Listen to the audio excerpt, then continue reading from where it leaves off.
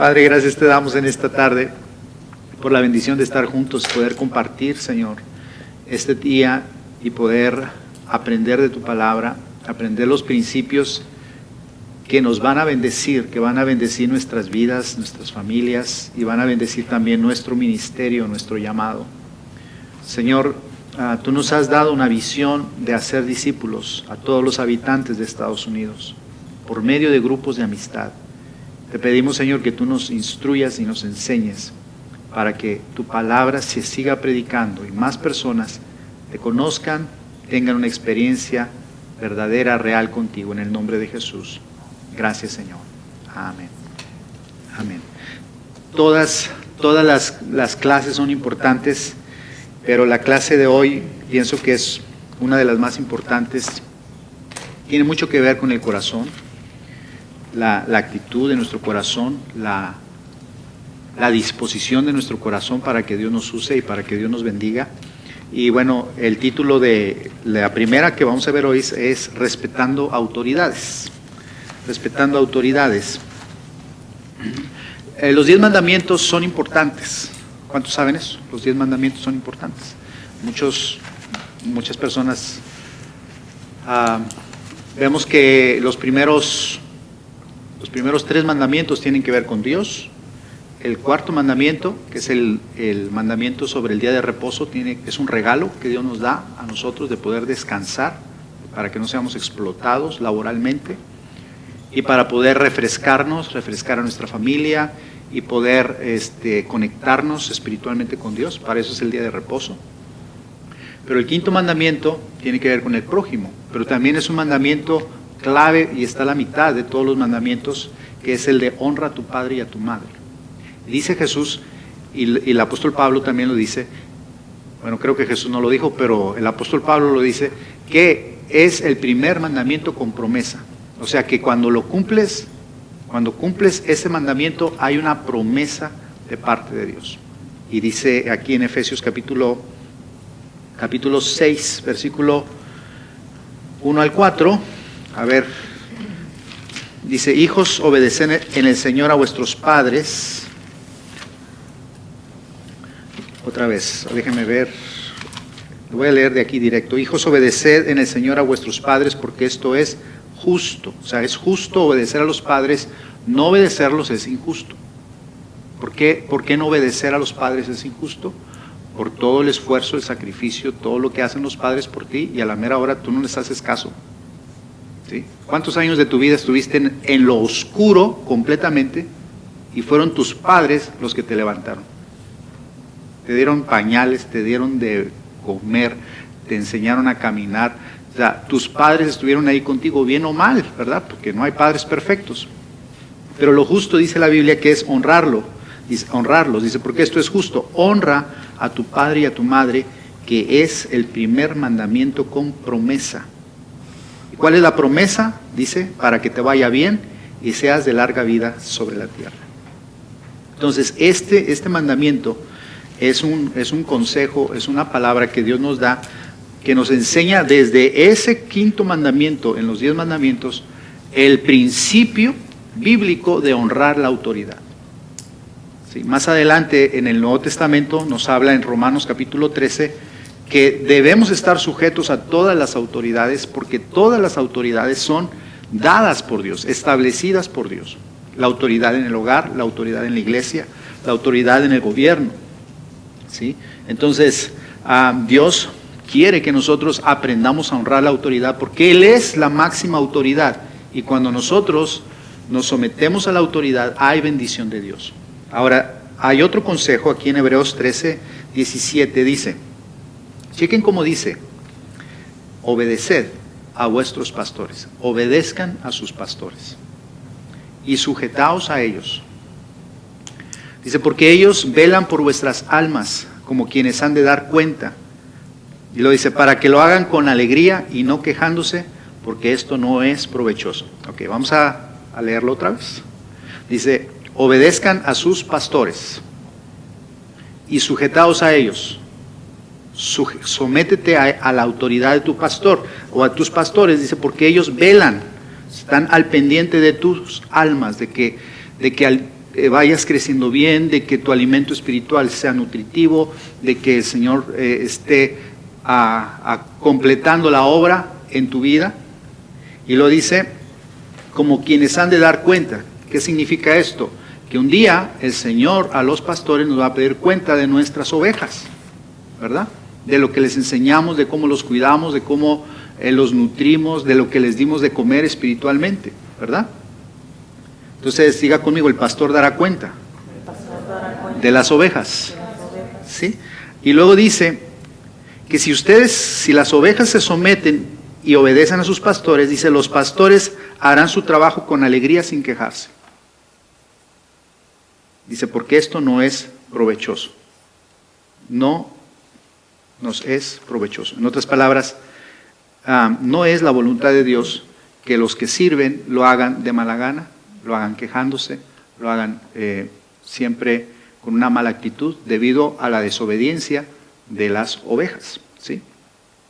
Entonces, en la Biblia, ahí en el siguiente párrafo, dice, hay promesas para los padres que educan bien a los hijos y también hay consecuencias para quienes los educan mal. Por ejemplo, uno de los proverbios dice, el hijo sabio alegra al padre, y también dice que el muchacho consentido es vergüenza de su madre.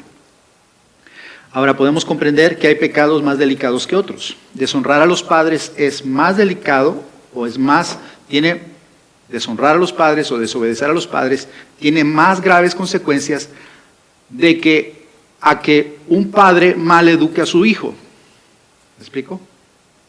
Si el padre es negligente en educar a su hijo, lleva una consecuencia, que es la deshonra, que es la vergüenza. Pero que el hijo desobedezca al padre y deshonre al padre, tiene más peso delante de Dios. ¿Sí? Tiene más peso delante de Dios. Por ejemplo, Mateo 15:4 dice el Señor, el que maldiga al padre o a la madre muera irremisiblemente. O sea, no, era la ley. Quien maldiga al padre tiene que morir. Pero dice Proverbios que si el padre no educa bien al hijo, solo le traerá vergüenza. ¿Me explico?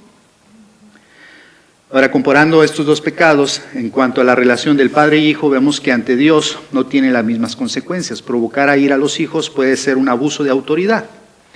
Pero la consecuencia es pasar vergüenza. Deshonrar a los padres produce muerte. Y aquí vemos unos versículos. Proverbios 30:11 dice, hay generación que maldice a su padre y a su madre no bendice. Proverbios 30:17 dice, el ojo, ese está tremendo, dice, el ojo que escarnece a su padre. ¿Qué quiere decir eso? El que se burla de su papá. Es lo que quiere decir. La persona que se burla de su papá. Y viejo esto, viejo lo otro, ¿verdad? O vieja también. Y menosprecia la enseñanza de la madre. Dice, los cuervos de la cañada lo saquen y lo devoren los hijos del águila. Aquí está hablando en términos espirituales. Lo que está diciendo es que los hijos que se burlan y menosprecian a sus padres caerán en una ceguera espiritual. Es lo que significa.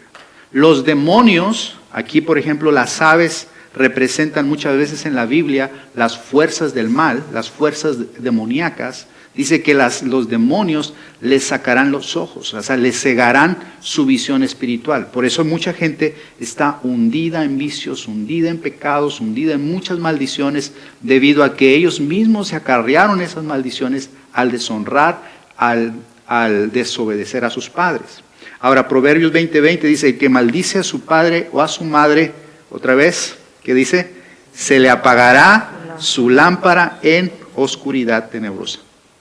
Otra vez, quiere decir exactamente lo mismo. O sea, quiere decir, quien se meta a maldecir y desobedecer a sus padres, caerá en tinieblas espirituales. ¿Sí? Entonces, si tú quieres luz en tu vida, tú quieres la revelación de Dios, la revelación del Espíritu Santo, quieres la gloria de Dios en tu vida, practica el honrar a tu padre y a tu madre. No quiere decir que vas a estar de acuerdo con todo, ¿verdad? Yo sé que hay padres y madres que dices tú, ¿cómo le hago con este viejo? ¿Cómo le hago para honrarlo? ¿Sí? No quiere decir que tienes que Porque hay padres que no son piadosos, ¿verdad? Pero igual, honrarlos, venerarlos o respetarlos, tratarlos con dignidad, esa es la parte que nos toca hacer a nosotros, ¿sí? Ahora, Dios es autoridad y funciona a través de autoridad. O sea, hay un orden, Dios es un Dios de orden y de autoridad. Él espera que se respete y honre la autoridad. Dice, los errores de alguien en autoridad son malos, pero murmurar de él o juzgarlo es peor. ¿Sí? Otra vez, leamos esa parte. Dice, los errores de alguien en autoridad son malos, pero murmurar de él o juzgarlo es peor. ¿Sí? Ahora, como veíamos, que mucha gente entra en esas cadenas de oscuridad en su vida espiritual, entra en las tinieblas, en maldiciones, en vicios, en enfermedades, porque le abren la puerta a los demonios que vengan a atormentar sus vidas y los metan en esas situaciones, ¿verdad?, de tinieblas. La razón por la que Satanás cayó de la presencia de Dios, siendo, dice la Biblia, que lo llama en Ezequiel 38, dice que era el querubín protector que estaba delante del trono de Dios. Sí, el querubín que estaba, imagínate el honor que tenía Lucifer o Luzbel delante del trono de Dios, cubriendo el resplandor de la gloria de Dios. Por eso dice que era hermoso. Obvio, cuando tú estás en la presencia de Dios, eso te hermosea, ¿verdad? Te hermosea, porque reflejas la gloria del Señor. Dice que él se llenó de orgullo y él quiso usurpar, derrocar al Señor y sentarse él en el lugar de Dios. Entonces, esa actitud de su corazón, esa rebeldía, lo trajo al suelo. Ahora, Lucifer o Luzbel, él no pecó contra la santidad de Dios, él pecó contra la autoridad de Dios. ¿Sí? Y eso le provocó su ruina. Ahora, esta clase es un poquito espinosa. Aguántenla, por favor, porque hay cositas que a lo mejor digan, no estoy de acuerdo con eso. Pero les aseguro que lo que les queremos enseñar es para nuestro bien. ¿Sí?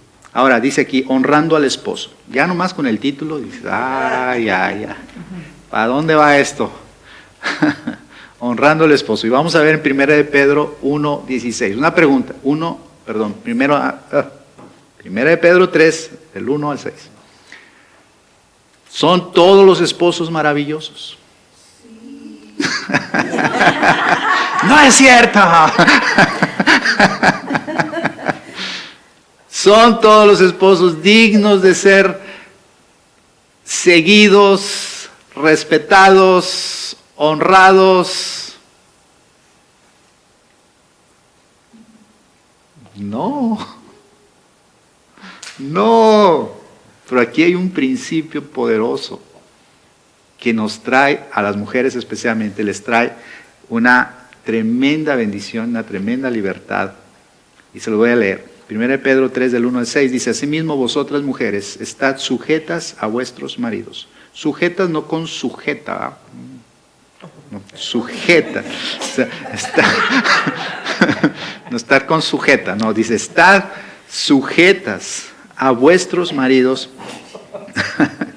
Dice, para que también los que no creen a la palabra sean ganados sin palabra, diga conmigo, sin palabra, por la conducta de sus esposas. Que muchas veces la mujer cristiana quiere convertir al marido a base de bibliazos. ¿Verdad? No te tomes esa cerveza. Es pecado fumar.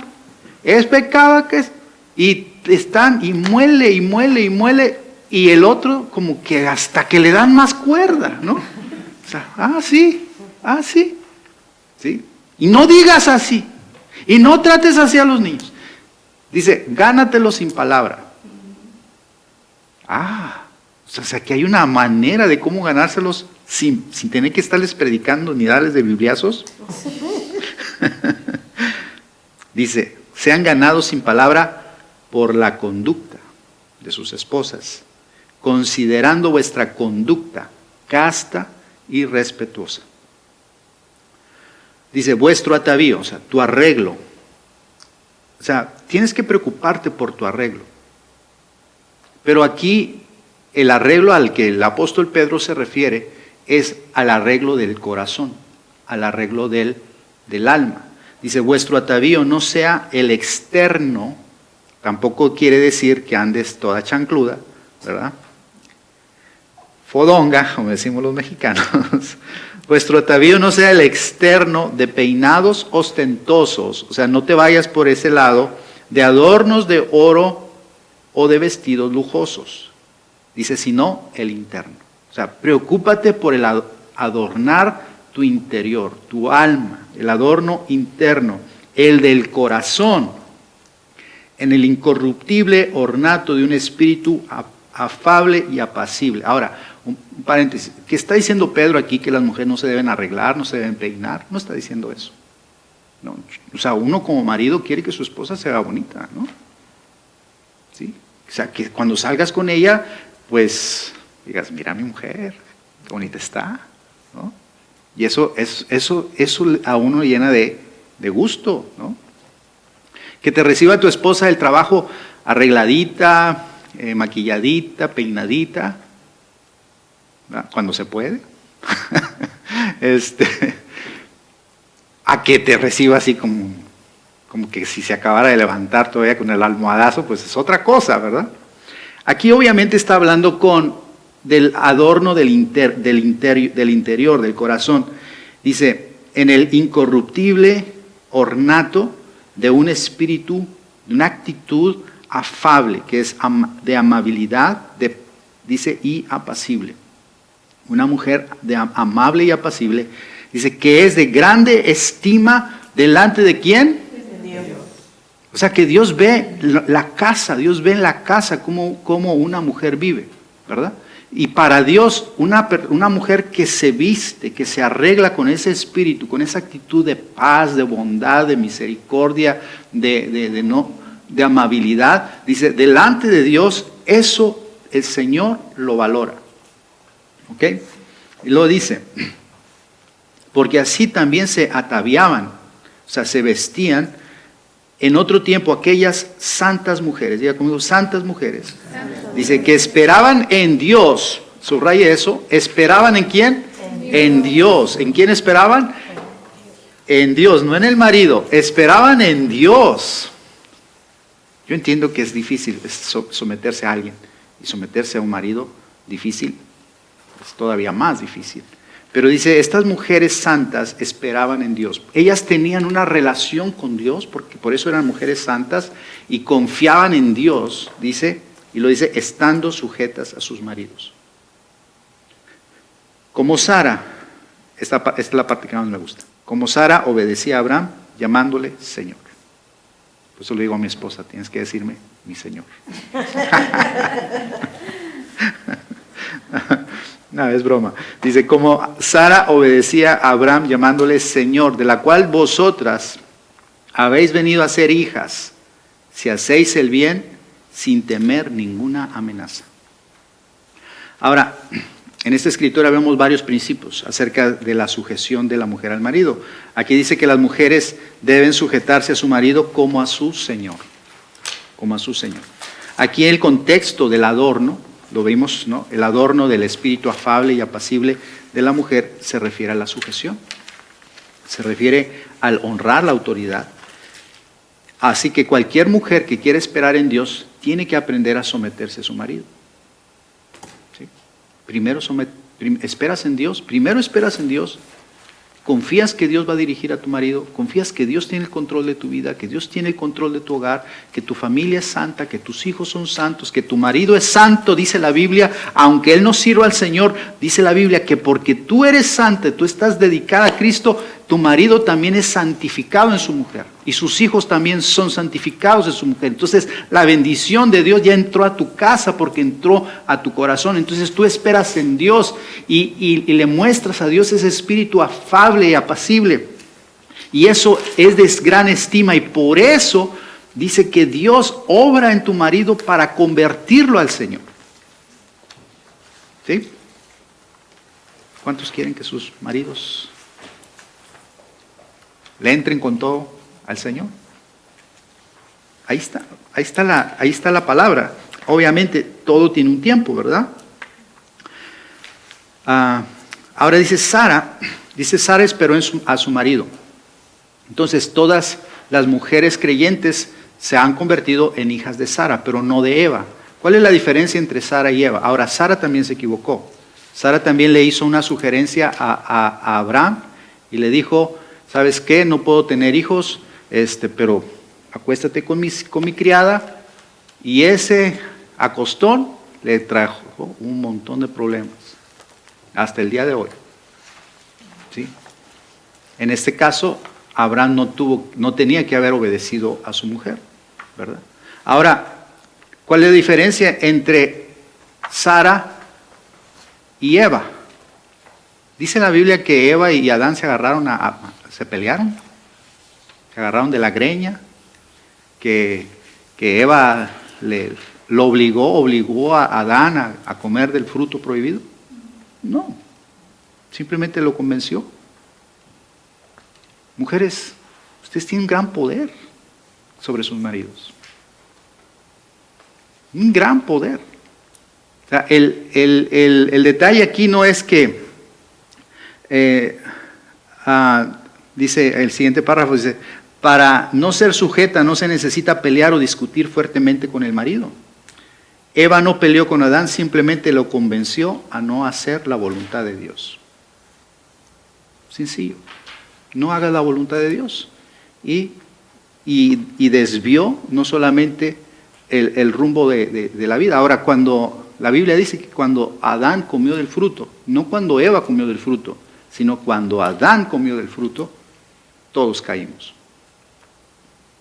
¿Sí? Todos caímos. Entonces, en ese caso, vemos que quien tiene mayor responsabilidad ante Dios es el marido. ¿Sí? El marido, pero la mujer tiene mucha influencia sobre el marido. Ahora dice en la siguiente parte, dice, es decir, que una mujer no sujeta no es aquella que pelea con el marido, sino aquella que lo convence o lo influencia a no hacer lo que Dios le ha ordenado. ¿Ok? Entonces, las mujeres digan conmigo, tengo una gran influencia en mi hogar. Es cierto, una gran influencia en su marido. ¿Sí? Ok. Ahora, dice, ¿qué les dice el Señor a los maridos? Dice en 1 Pedro 3:7. Dice, vosotros maridos, igualmente vivid con ella sabiamente. Dice, dando honor a la mujer como a vaso más frágil. Diga conmigo, dando honor. Dando honor a la mujer como vaso más frágil. Dice, como a coherederas de la gracia de la vida, para que vuestras oraciones no tengan estorbo. Ok, ¿qué está diciendo aquí el apóstol Pedro? Está diciendo, si tú maltratas a tu mujer, Dios te cierra el cielo. Ok, no esperes bendición. Tus oraciones van a ser estorbadas. Entonces, tienes que vivir con tu mujer sabiamente, dándole honor. ¿Sí? Dándole honor, dale honor a tu mujer. Dice, trátala como un vaso frágil, un vaso más frágil. Obviamente, también nosotros, los hombres, somos frágiles. Yo siempre pienso, ¿cómo es que la mujer es un vaso frágil? Dan a luz hijos, trabajan a veces mucho más que los hombres, están encargadas de la crianza de los hijos, a veces llevan la administración de la casa, o sea, tienen un montón de responsabilidades. A veces los hombres se lo dejan todo a ella, ¿no? Pero ¿en qué sentido es la mujer más frágil? En el área emocional, en el área sentimental, ¿sí? Un hombre en ese sentido es más fuerte, pero dice que debemos tratarlas con delicadeza porque pueden quebrar sus emociones se pueden quebrar, y lo dice que las tratemos como coherederas de la gracia. Entonces dice la sujeción merece honra. Si se muestra honra ante una sujeción, la próxima vez habrá más sujeción. Si la mujer es más frágil, se debe a que el hombre también lo es. Esto se da en todo tipo de relación donde hay una autoridad. ¿ok? Ahora, vamos a hablar un poquito sobre la desobediencia de Saúl. Aquí vamos a ver 3 ejemplos. La desobediencia de Saúl, la vida de David, cómo David trató la autoridad, y vamos a hablar un poquito sobre Absalón, ¿sí? El pecado de Absalón. Hay un libro que se llama Perfil de 3 monarcas, y esto que vamos a decir está basado en ese libro, y habla sobre el honrar a la autoridad, sobre la honra de la autoridad. Ahora, sabemos que Saúl fue el primer rey de Israel. Dios escogió, él escogió a Saúl para convertirlo, y le dio a Israel exactamente lo que él quería. Le decía que Saúl fue el primer rey de Israel. Dios lo escogió, y lo escogió tal como el pueblo lo quería. Lo quería guapo, lo quería distinguido, lo quería especial, y así Dios se los dio, ¿sí? Dios les dio exactamente lo que ellos pidieron. A veces no siempre lo que le pides a Dios es lo mejor. No siempre Dios te da lo mejor ante tus ojos, ¿verdad? Pero siempre tenemos que confiar en que Dios nos dará lo mejor cuando se lo ponemos en sus manos, ¿ok? Ahora, dice que Dios lo puso en el cargo, sin embargo no lo confirmó en el cargo. Entonces Dios le dio le dio el reinado, pero lo puso a prueba mientras él estaba reinando, para ver cómo era su corazón. Entonces, por ejemplo, aquí el apóstol Pablo dice en 1 Timoteo 1:12, dice: doy gracias al que me fortaleció, a Cristo Jesús nuestro Señor, porque me tuvo por fiel poniéndome en el ministerio. Es decir, que Dios lo probó mientras Pablo estaba en el ministerio, y Dios confirmó su ministerio. Ahora, la Biblia relata, como vemos ahí, como sabemos la historia, que Saúl era un hombre valeroso y era hermoso, y que delante de Israel dice que era el más alto de todos los judíos. Pero Dios le reveló a Samuel que ungiría a Saúl como el próximo rey de Israel. Incluso el profeta le daba un trato especial. Samuel le dio al rey Saúl la instrucción de esperar los 7 días. Había una batalla, y en esa batalla estaban peleando contra los filisteos. Y los filisteos tenían grandes armamentos, tenían un gran ejército, y los judíos estaban en ruina económicamente, no tenían armas. De hecho, dice la Biblia que los judíos no tenían hachas, o más bien las hachas y los asadones que tenían que ir a los filisteos para que ellos les afilaran sus hachas y sus asadones. En todo Israel, solamente Saúl y su hijo Jonatán tenían espadas. Los otros tenían carros, tenían armaduras, tenían escudos, todo el ejército tenía espadas. Imagínate la condición. Había una gran desigualdad entre Israel y los filisteos. Entonces, recuerdo que nos platicaba un profesor en la escuela bíblica, dice que cuando estaban los judíos de este lado y los filisteos de este lado, del otro lado, dice, y cuando les pegaba el sol, dice, con el escudo les mandaban rayos así, y los encandilaban, ¿sí? Y los otros estaban con piedras y palos y resorteras y todo. Y estaban esperando el grito de batalla, y Samuel le dice a Saúl: espérame 7 días, no te muevas, a tal hora voy a llegar. Pues resulta que se llegaron los 7 días y no llegaba. Lo que iba a hacer Samuel como profeta y sacerdote, que él iba a presentar una ofrenda a Dios, iba a invocar el nombre de Dios: Señor, ven con nosotros, pelea con nosotros contra nuestros enemigos, los filisteos. Entonces no llegaba Samuel. ¿Y sabe qué estaba pasando? Los hebreos, los judíos, se estaban desertando, estaban huyendo, ¿sí? Cada vez eran más poquitos, y aquel se desapareció, dijo que iba al baño y ya no regresó, ¿sí? Y se iban y se escapaban porque sabían que prácticamente era una muerte segura. Entonces Saúl dijo: no, ni modo, no llegó Samuel, antes de que se me vayan, yo voy a presentar la ofrenda, yo voy a invocar a Dios, yo voy a pedir al Señor que Él venga y nos respalde. Y lo hizo. Terminando de hacerlo, llega Samuel. Y le dice, oh, grave error. Dice, Dios hoy te hubiera confirmado como rey, sin embargo, por este error que acabas de cometer, tu reino no será duradero. ¿Sí? Un error así tan pequeño. ¿Sí? O sea, yo humanamente entiendo a Saúl. ¿Tú no lo entiendes? Yo lo entiendo. Se le estaba yendo la gente. Era una pelea completamente dispareja. Sin embargo, Saúl debía haber respetado la autoridad de Samuel, porque a él no le correspondía ofrecer la ofrenda o el sacrificio. ¿Sí? Ahora, Samuel le dice aquí en 1 Samuel 13, 8 al 14, dice, locamente has hecho, no guardaste el mandamiento de Jehová tu Dios, que él te había ordenado, pues ahora Jehová, dice, ahora Jehová hubiera confirmado tu reino sobre Israel, dice que para siempre, mas ahora tu reino no será duradero. Jehová se ha buscado un varón conforme a su corazón, el cual Jehová ha designado para que sea príncipe sobre su pueblo, por cuanto tú no has guardado lo que Jehová te mandó. Ese error le costó a Saúl el reino. Ese error le costó a Saúl el reino. Y para rematar, después el Señor, a través de Samuel, le da otra orden de ir a pelear contra los amalecitas.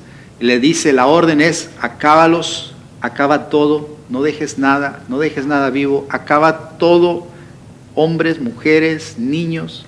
Yo no entiendo ese mandamiento, pero así era. Hombres, mujeres, niños, perros, gatos, vacas, borregos, todo lo que esté vivo, acábalo. Pues Saúl fue, Dios le dio la victoria, pero al final se quedaron con las mejores vacas, con los mejores borregos, lo mejor ganado, y le perdonaron la vida al rey. ¿Sí? Y entonces cuando Samuel lo confronta, le dice, Saúl, tú no obedeciste la palabra que el Señor te dio, no la obedeciste. Entonces le dice Saúl, es que todos estos animales son para darle al Señor una ofrenda. Es lo que le dice 1 Samuel 15, 22 al 23. Dice, se complace Jehová tanto de los holocaustos y víctimas como en que se obedezca a las palabras de Jehová. ¿Qué es mejor para Dios? Dice, ciertamente el obedecer es mejor que los sacrificios. Diga conmigo, el obedecer es mejor que los sacrificios. Una persona obediente es mejor que una persona que canta bonito, o que toca bonito, o que predica bonito, o que enseña bonito, o que tiene un don maravilloso en cualquier área de la iglesia o del ministerio. La obediencia para Dios siempre es lo más importante. ¿Sí? La obediencia para Dios siempre es lo más importante. Dice, y prestar atención. Prestar atención. ¿Será que Saúl no entendió bien las instrucciones? ¿No le prestó atención a la palabra que el profeta le estaba dando de parte de Dios? Dice, y el prestar atención que la grosura de los carneros, porque como pecado de adivinación es la rebelión, y como ídolos e idolatría la obstinación. Nosotros vemos, por ejemplo, la idolatría como un gran pecado, vemos la hechicería como un gran pecado, pero delante de Dios dice que es lo mismo la rebelión y es lo mismo la obstinación. Dice, por cuanto tú desechaste la palabra de Jehová, Él también te ha desechado para que no seas rey. ¿Sí? Entonces, dice, no quiere decir que Dios no se complazca de nuestros presentes o de nuestras ofrendas que nosotros le damos. Lo que no le gustó es que se lo presentara a alguien más que no fuera aquel a quien Dios había designado. Y en este caso es el hecho de que Saúl no obedeció la palabra del Señor. Ok, entonces uno va a decir aquí que severo es Dios, ¿verdad? Pero en el caso que sigue, nosotros vamos a ver que los pecados que cometió David fueron a nuestro juicio mucho más graves. Pero ante los ojos de Dios no fueron tan graves como los de Saúl. ¿Ok? Dice la Biblia, dice David, un hombre conforme al corazón de Dios. La Biblia dice en Hechos 13:22, acerca de David, dice, les levantó un rey, dice, a David, de quien dio también testimonio diciendo, he hallado a David, hijo de Isaí, varón conforme a mi corazón. Dice, quien hará todo lo que yo quiero. Diga conmigo, ¿quién hará? ¿Quién hará? Todo lo que yo quiero. ¿Qué te dice esa frase? ¿Quién hará todo lo que yo quiero? Dios está diciendo eso de David. David va a hacer todo lo que yo quiero. ¿Cuál fue el problema de Saúl? La desobediencia. Dice, pero David no. David sí va a hacer lo que yo quiero. David sí me va a obedecer. Ahora, ¿obedeció siempre David? No. Dice, el corazón conforme a Dios es aquel que le obedece, no el que lo adora. O sea, porque podemos cantarle, pero igual no obedecerlo. Dice, sino aquel que hace lo que él quiere y manda. Y esto implica también adorarlo. Ahora, al profeta Samuel le fue revelado que debía ungir a David, el hijo menor de varios que tenía Isaí. Cuando Saúl vio que Dios estaba con David y que iba a levantarlo como rey en su lugar, sintió celos y quiso matarlo en más de una oportunidad. Sin embargo, David nunca se vengó y aún le llamaba Señor. David tuvo 2 oportunidades de matar a Saúl, porque Saúl lo persiguió por 15 años. Lo recorrió todo el país para perseguir a David por los celos que le tenía. Ahora, en 2 ocasiones dice la Biblia que David lo tuvo para matarlo. Sin embargo, David respetó la vida de Saúl porque sabía que la unción de Dios había reposado sobre él y sabía que Saúl era su señor, era su autoridad y que él no iba a hacer nada contra su autoridad. ¿Sí? Más adelante vemos que David fue coronado como rey y procuró hacer la voluntad de Dios en todo, pero luego cometió un grave pecado con Betsabé. Esa historia habla acerca del autoritarismo que tuvo David al considerarse como intocable.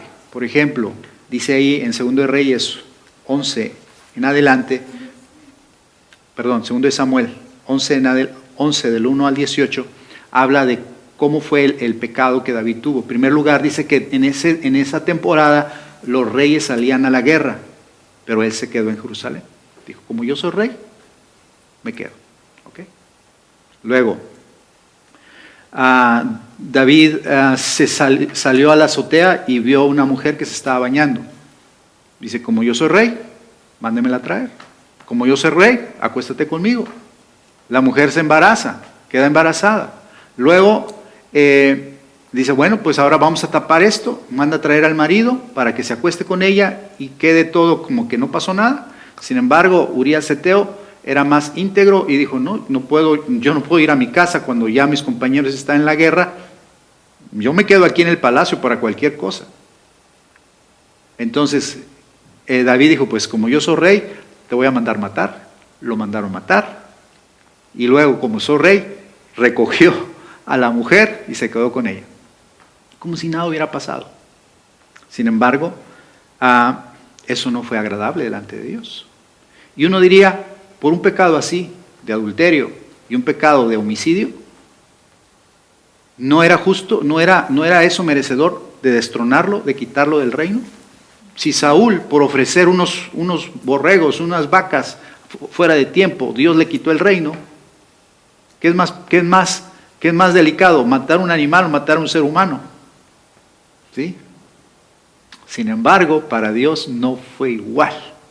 No fue igual. Si David pecó del abuso de su autoridad, pecó por tomar la mujer de su prójimo y pecó por quitarle la vida a su prójimo.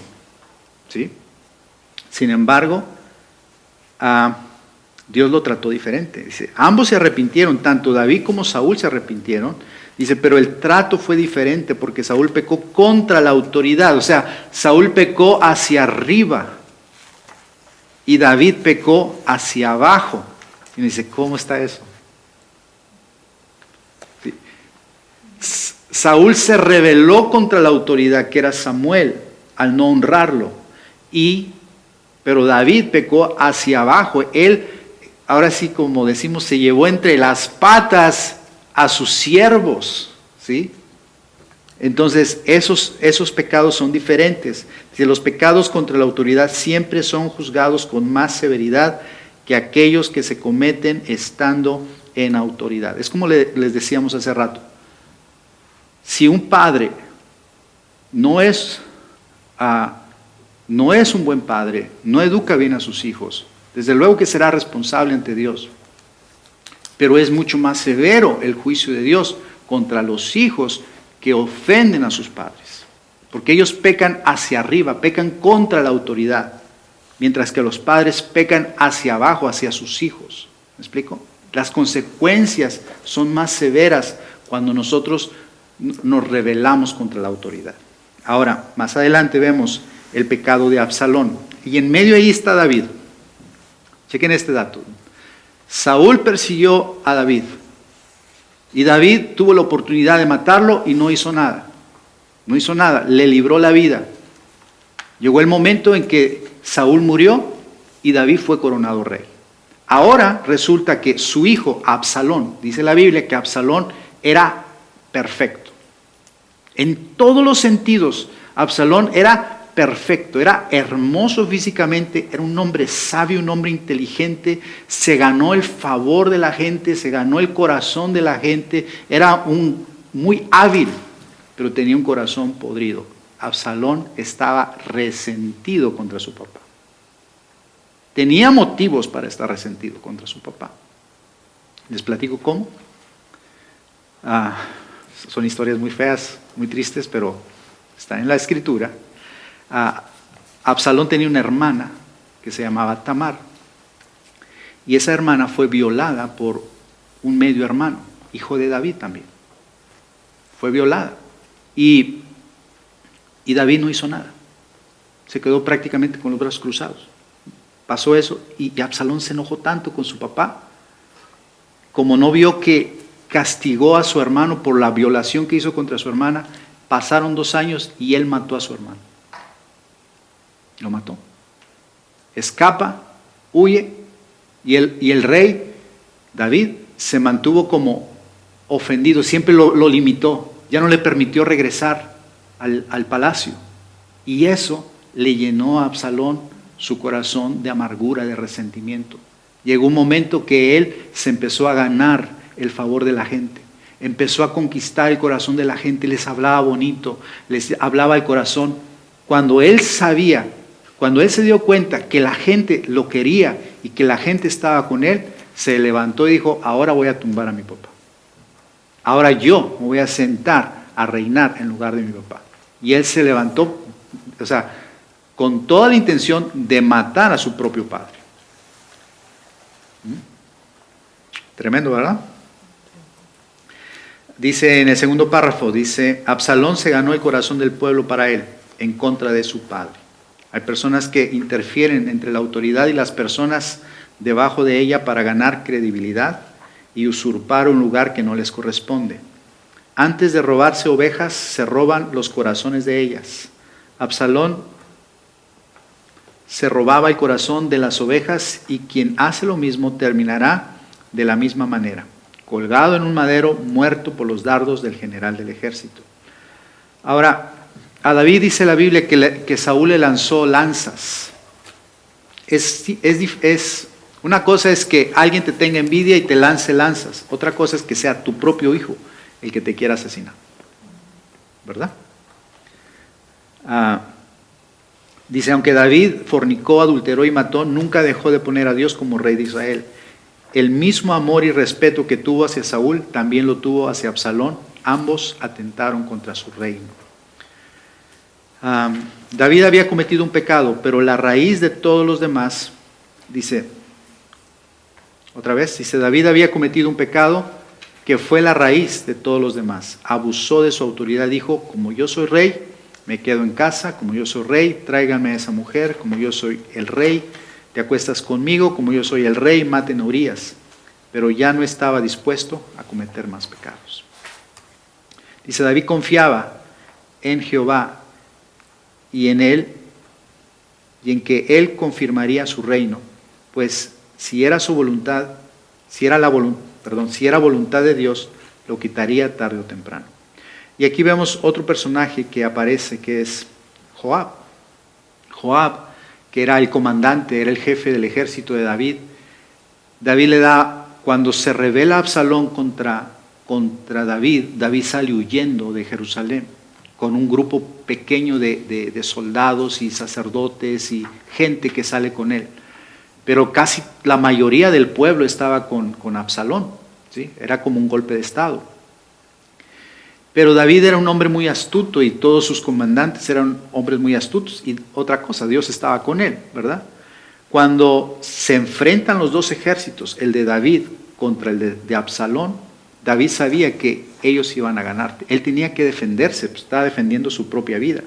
Pero él le da una orden a Joab, le dice, no le hagas daño a mi hijo. No le hagas daño a mi hijo. Si cuando se acabe la guerra y cuando queden derrotados, no me toques a mi hijo. Sin embargo, Joab se levantó y mató al hijo de David, o sea, mató a Absalón.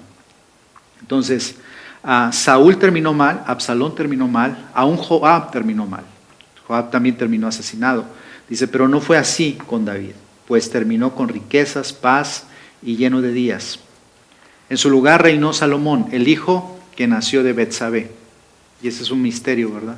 La mujer con la que pecó, de ahí nació Salomón, que fue después el rey de Israel. ¿Cómo Dios redime, ¿sí?, aún de nuestros pecados, ¿sí? Y Dios se glorifica, ¿sí? Ahora, para terminar, dice, conclusión, debemos guardarnos de no cometer ningún pecado, y menos contra alguna autoridad, pues el castigo para quien comete tal pecado es mayor que cualquier otro. Si quieres bendición para tu futura generación, enséñale a respetar a todas sus autoridades. ¿Ok? Bueno, quiero reafirmar lo que dice Romanos capítulo 13. Dice, sométase toda persona a las autoridades superiores. Versículo 1 dice, porque no hay autoridad sino de parte de Dios, y las que hay por Dios han sido establecidas. De modo que quien se opone a la autoridad, a lo establecido por Dios, resiste, y los que resisten acarrean condenación para sí mismos. Entonces debemos tener cuidado cuando nosotros criticamos a los gobernantes, cuando criticamos a los padres, cuando criticamos a los líderes, a los pastores. Debemos tener mucho cuidado, ¿sí? Porque eso ofende a Dios. Eso ofende a Dios. Y eso dice este versículo, que acarrea condenación. No todas las autoridades son piadosas, es cierto. No todos hacen la voluntad de Dios. Hay una regla, ¿no? Y a veces se abusa de esa expresión que dijo el apóstol Pedro, que dijo, es necesario obedecer a Dios antes que a los hombres. Y a veces muchas personas sacan de contexto ese versículo, que es necesario obedecer. Yo me someto a Dios y no a los hombres, ¿sí? Y debemos cuidar eso. ¿Por qué dijo Pedro eso? Lo dijo porque los sacerdotes les estaban prohibiendo hablar y predicar en el nombre de Jesús y usar el nombre de Jesús. Y Jesús les había ordenado, vayan por todas las naciones y prediquen el evangelio. El Señor me mandó a predicar en su nombre, sanar enfermos. Es lo que estoy haciendo. Estoy obedeciendo al Señor. Ahora, tú eres una autoridad religiosa y me estás ordenando a mí que no predique en el nombre de Jesús, que no sane enfermos en el nombre de Jesús. Entonces, la autoridad está en contra del mandamiento de Dios. En este caso, yo obedezco a Dios antes que a los hombres. Cuando la autoridad se pone en abierta rebelión contra lo que Dios me ha mandado a mí. ¿Me explico?